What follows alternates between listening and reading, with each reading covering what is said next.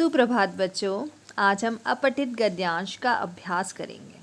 बच्चों, अपठित गद्यांश आप ऐसे गद्यांशों को कह सकते हैं जो आपने पहले अपनी पाठ्य पुस्तक में नहीं पढ़े हैं। तो आइए इनका अभ्यास करते हैं। नीचे दिए गए अपठित गद्यांश को पढ़कर प्रश्नों के उत्तर दीजिए। इसमें बेटा आपको एक गद्यांश दिया होगा, जैसे कि आप इंग्लिश में अनसीन पैसेज बोलते हैं ना, वही है। एक पैसेज आपको दिया होगा। आइए हम पैसेज पढ़ते हैं। रवि कुमार दहिया, जिन्हें रवि कुमार के नाम से भी जाना जाता है, यह एक भारतीय कुश्ती के खिलाड़ी हैं। तो यहाँ पे आप नोट करेंगे भारतीय कुश्ती, यानी भारत के खिलाड़ी हैं और कुश्ती खेलते हैं। कौन से खेल के खिलाड़ी हैं ये? कुश्ती। जिनका जन्म, आप जन्म देखेंगे कब हुआ है इनका, 12 दिसंबर 1998 को हरियाणा के नाहरी गांव में हुआ था। ठीक है। अब इसी से रिलेटेड आपसे इससे संबंधित जो प्रश्न पूछे जाएंगे उसके लिए आप अभी से अच्छे से ये गद्यांश को पढ़ते रहेंगे और दिमाग में नोट भी करते रहेंगे कि क्या क्या हमें पता चल रहा है। आइए आगे पढ़ते हैं हम इसको। इनको शुरू से ही कुश्ती खेलने का शौक था।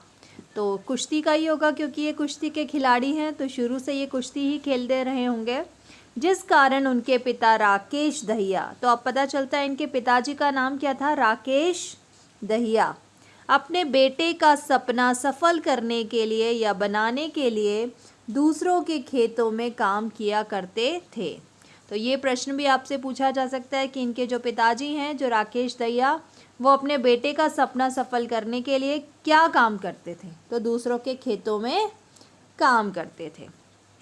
आइए आगे पढ़ते हैं हम। 57 वर्ग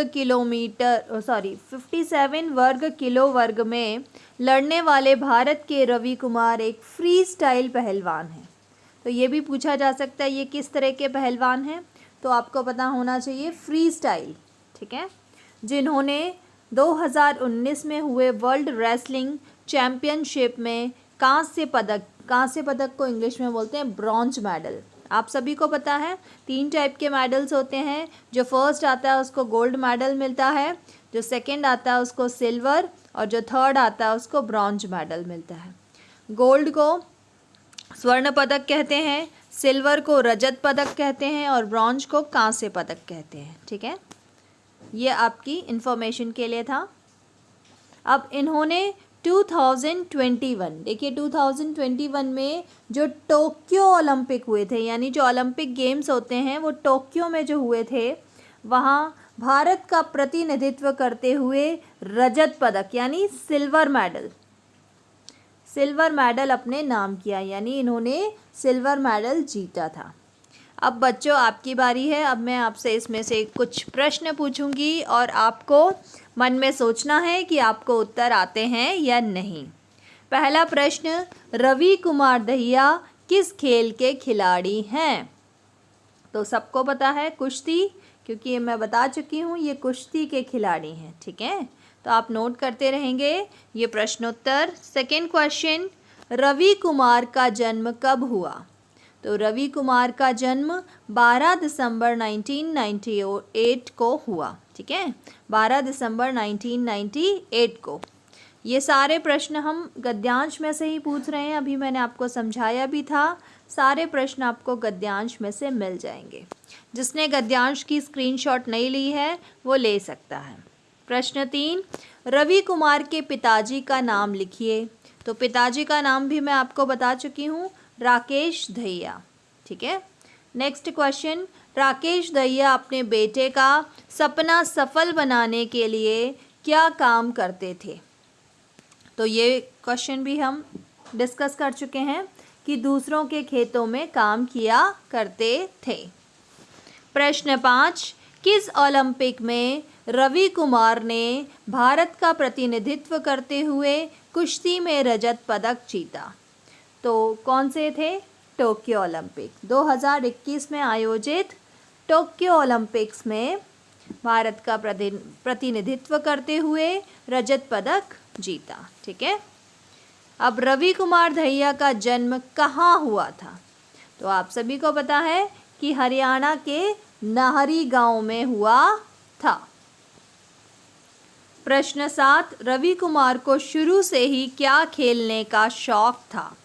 तो रवि कुमार को शुरू से ही कुश्ती खेलने का शौक था। नेक्स्ट प्रश्न, प्रश्न 8, रवि कुमार दहिया एक डैश खिलाड़ी हैं, फ्री स्टाइल या थ्री स्टाइल? तो आप सबको पता है फ्री स्टाइल के ये खिलाड़ी हैं। आप स्क्रीनशॉट्स लेते रहें। प्रश्न 9, 2021 में ओलंपिक कहाँ हुआ था? तो ये भी हम अपठित गद्यांश में पढ़ चुके हैं, टोक्यो में, ठीक है, क्योंकि इस गद्यांश में लंदन ओलंपिक्स की तो बात ही नहीं हुई है, तो ये तो क्रॉस ही हो गया हमारा। Tokyo is the correct answer. प्रश्न 10, रवि कुमार दहिया किस देश के खिलाड़ी हैं? तो ये सबको पता है भारत देश के खिलाड़ी हैं, भारत की तरफ से खेलते हैं, ये भारत का प्रतिनिधित्व करते हैं। प्रश्न 11, 2019 में हुए वर्ल्ड रेसलिंग चैंपियनशिप में रवि कुमार ने कौन सा पदक जीता? कौन सा जीता था? कांस्य पदक यानी ब्रॉन्ज मेडल, ठीक है। उपरोक्त गद्यांश में से विलोम शब्द ढूंढिए। सफल, असफल का सफल हो जाएगा, और अंत का शुरू, ठीक है। ये मैं आपको बता देती हूँ कहाँ आपको मिलेंगे। देखिए ये हमारा यहाँ पर गद्यांश है, देखिए यहाँ पर आपको सफल भी मिल जाएगा, ये देखिए सफल लिखा हुआ है और ये शुरू लिखा हुआ है, ये दोनों ही विलोम शब्द इसमें आपको मिल जाएंगे, ठीक है। तो आपने अगर इसका स्क्रीनशॉट नहीं लिया है तो अब आप इसका स्क्रीनशॉट गद्यांश का ले सकते हैं। और आपको हमारे वीडियोस पसंद आ रहे हैं तो आप इनको लाइक करें और मैसेजेस कर सकते हैं, आप कमेंट्स करके बता सकते हैं हमें कि आपको क्या समझ में आ रहा है और आप कैसे वीडियोस चाहते हैं। धन्यवाद।